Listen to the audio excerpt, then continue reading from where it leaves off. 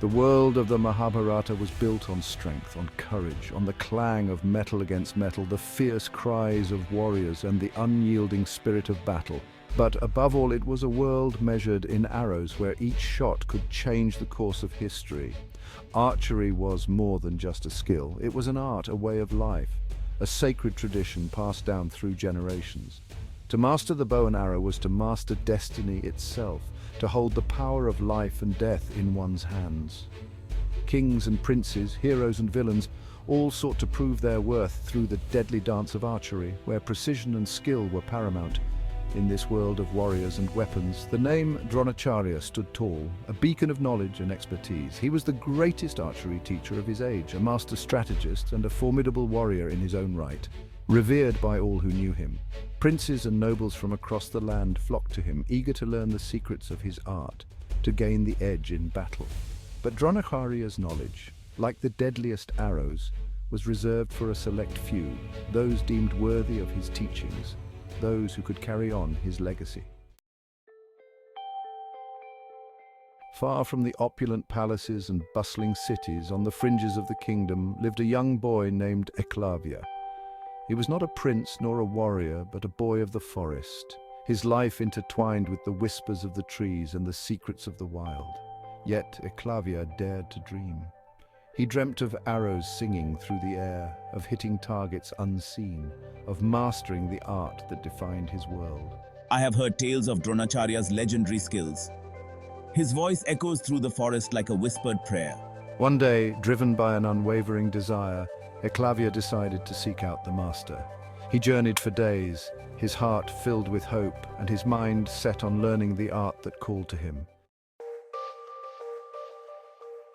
When Eklavya finally reached Dronacharya's ashram, his heart pounded with anticipation. He saw the other students, princes and nobles, practicing their skills with dedicated precision. They moved with a grace and fluidity that spoke of years of training. Master Dronacharya, please teach me the art of archery. I am willing to learn and dedicate myself fully. I am bound by my duty to the royal families. I cannot teach you. You are but a forest boy, unworthy of the knowledge reserved for the elite. Crushed but not defeated, Eklavya retreated into the forest, his heart heavy with disappointment. Though rejected, Eklavya's spirit was not broken. He returned to the familiar embrace of the forest, but his desire to learn archery burned brighter than ever. He decided to become his own teacher, his own guru. Deep in the heart of the forest, Eklavya built a simple shrine, a humble tribute to the guru he would never have. Before this clay figure, I swear an oath. I will learn archery, not for fame or power, but for the love of the art itself and in honor of the guru who refused me. In the center stood a statue of Dronacharya, molded from the earth itself. It was a crude image, lacking the finesse of a master sculptor, yet it held within it the weight of Eklavya's unwavering devotion. Years passed. Eklavya practiced relentlessly, his days and nights consumed by the pursuit of archery. He learned from the trees, from the animals, from the very wind that whispered through the leaves. His skill grew, surpassing even his wildest dreams. One day, the tranquility of the forest was shattered by the barking of dogs. A pack of wild dogs had wandered into Eklavya's clearing, their barks a cacophony that disturbed his concentration. Without hesitation, Eklavya picked up his bow. In a display of astonishing speed and accuracy, he shot arrows that silenced the dogs, not with lethal force, but by pinning their mouths shut. The arrows flew with such precision that not a single dog was harmed. The remarkable scene left an indelible mark on the forest. The commotion in the forest had not gone unnoticed. Dronacharya and his students, including the valiant Arjuna, were passing through the woods when they came upon the startling sight. Arjuna, who had prided himself on his archery skills, was stunned. Who is this unknown archer who possesses such incredible talent? Eklavya, recognizing his guru, approached with joy and reverence. He explained that he was Dronacharya's student, his skills honed through years of dedicated self-training. But Dronacharya's face darkened. He saw the clay statue, the testament to Eklavya's unwavering devotion, and his heart filled with a mix of pride and fear.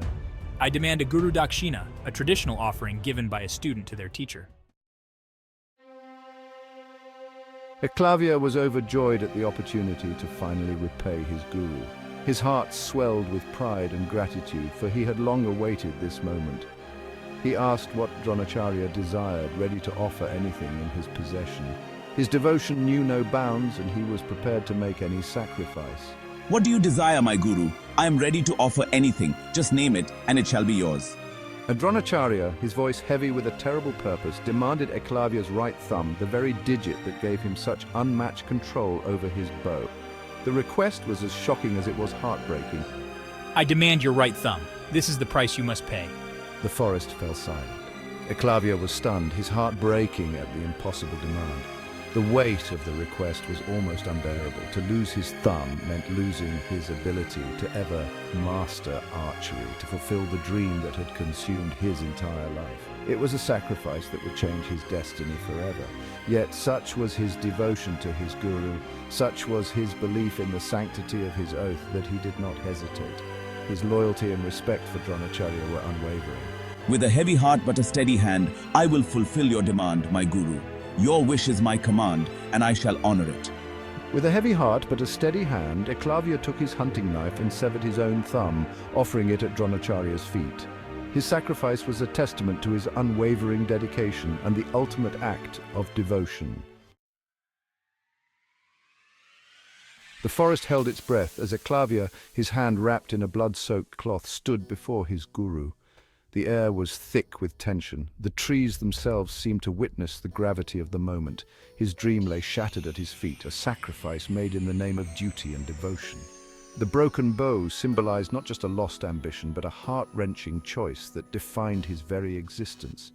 Dronacharya, his purpose served, his promise to Arjuna fulfilled, turned away, leaving Eklavya standing alone in the silent forest. The silence was deafening, a stark contrast to the turmoil within Eklavya's heart.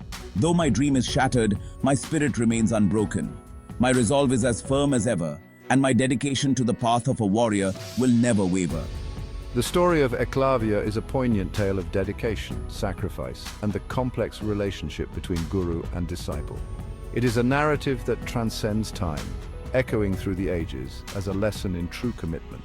It is a story that speaks to the enduring power of the human spirit, the ability to find strength and purpose even in the face of unimaginable loss. Eklavya's resilience is a beacon of hope for all who face adversity. Though denied his rightful place in the world of warriors, Eklavya's name lives on, a testament to the unwavering spirit that no arrow, no social barrier could ever truly silence. His legacy is a reminder that true greatness lies not in recognition, but in the strength of one's character and the purity of one's heart.